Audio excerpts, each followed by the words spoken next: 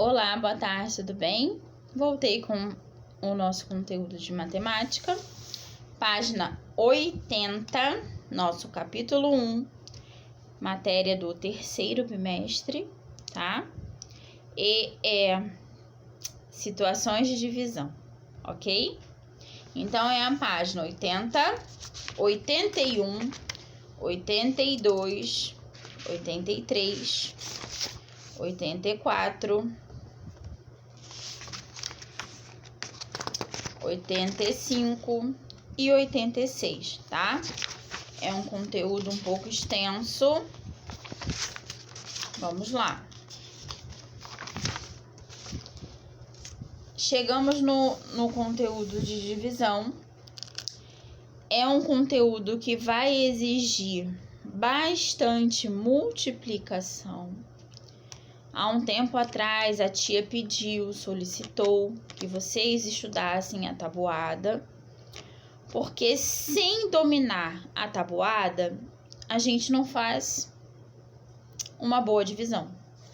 É impossível fazer uma divisão sem que a gente domine a tabuada, tá? Tanto faz se for de 2, de 3, de 4, de 5, de 6, de 7, de 8, de 9, de 10. Tanto faz. A gente precisa dominar a multiplicação para que a gente consiga fazer uma boa divisão. Ok? Então, vamos lá. É um conteúdo bem extenso. Vamos prestar atenção, ok? Brincar com os amigos é algo muito divertido. O futebol, vôlei, queimado, pique-bandeira são alguns exemplos de brincadeiras que podemos fazer em grupo. Antes de começar a brincar, sempre tem aquele momento que devemos separar as equipes. Quanto mais gente estiver para brincar, mais equipes poderão ser formadas. Essa atividade de formar equipes é um exemplo da aplicação da operação que vamos aprender nesta aula. Está preparado para aprender sobre divisão? E aí, turminha, o que vocês me dizem? Vamos imaginar a seguinte situação. Na aula de educação física, o professor levou a turma do terceiro ano à quadra para brincar de cabo de guerra. A turma tinha 8 alunos e o professor decidiu dividir os alunos em 2 times.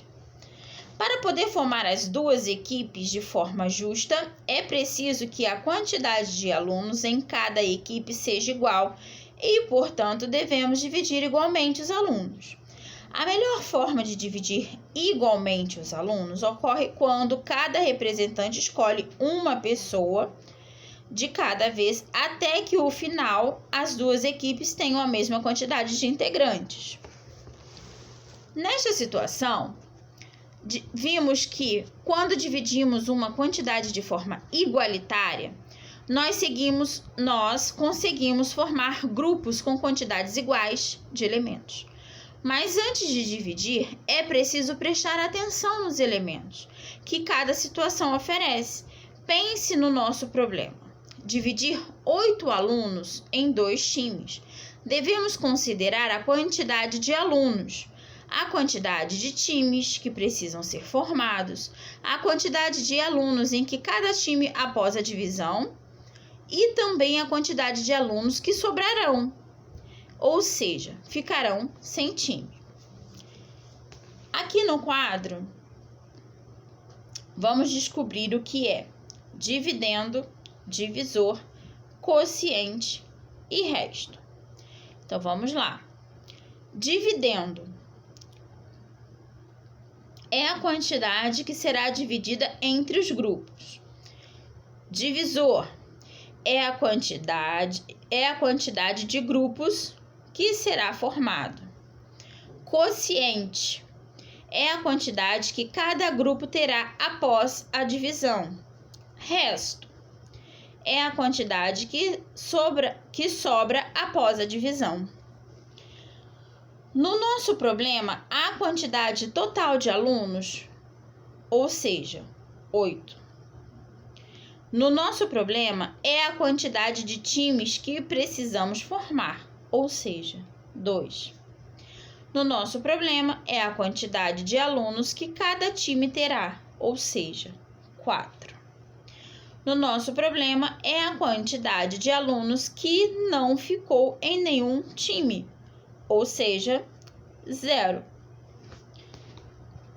Vitor separou um tempo para poder brincar com seu irmão Bruno e com um amigo do seu irmão, Gabriel. Eles resolveram brincar de bolinhas de gude. Precisavam dividir igualmente as 15 bolinhas que eles tinham.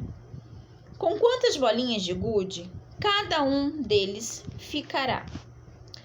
Assim como vimos no início desta aula, para dividirmos igualmente uma quantidade, temos que separar uma a uma as bolinhas entre as 3 pessoas que irão recebê-las. Para facilitar nosso raciocínio, podemos montar um esquema mostrando todas as bolinhas e os 3 rapazes que irão recebê-las: Vitor, Bruno e Gabriel. Total de bolinhas: 15, né? Esse é o Vitor, esse do meio é o Bruno e o terceiro é o Gabriel.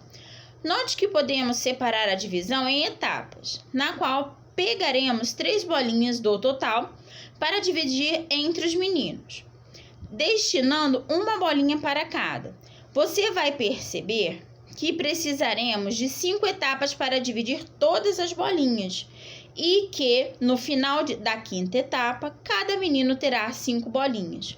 Nenhuma bolinha vai sobrar. Podemos escrever essa divisão da seguinte forma: 15 dividido por 3, porque são 3 meninos, e o resultado é 5. Dividendo: 15, divisor 3, quociente 5, resto 0. Não sobrou nenhuma bolinha. Já entendemos que para dividir a quantidade por outra, devemos ir retirando unidade a unidade do grupo maior e colocar nos grupos que queremos formar. Mas agora pense na seguinte situação: Dona Bela fez alguns cupcakes para dividir entre seus filhos, sabendo que ela fez 9 cupcakes e que ela tem 4 filhos. Quantos cupcakes cada filho irá receber? Quando tentamos aplicar o método da divisão, para sabermos quantos cupcakes cada filho irá ficar, notamos que cada um deles ficou com 2 cupcakes e ainda sobrou 1. Quando estamos em uma situação dessas, dizemos que a divisão é uma divisão não exata. Ou seja, uma divisão onde o resto não é 0. Quando o resto da divisão for 0, chamamos a divisão de uma divisão exata. Ou seja, se sobrar resto, essa divisão não é exata. Se o resto da divisão for 0, essa divisão é exata. Não muda. Se sobrar 1, 2, 3, não é exata. Se sobrar 0, é exata, tá? Então, agora, vocês vão fazer os exercícios da página 82, 83, 84, 85 e 86, tá? Somente sobre divisão. Vamos usar divisão por 4, vamos usar divisão por 5, por 6, tá? Então, usem a tabuada, porque para fazermos a divisão, precisamos da tabuada. Façam aí as atividades e a tia volta para corrigir, tá bom? Beijoca!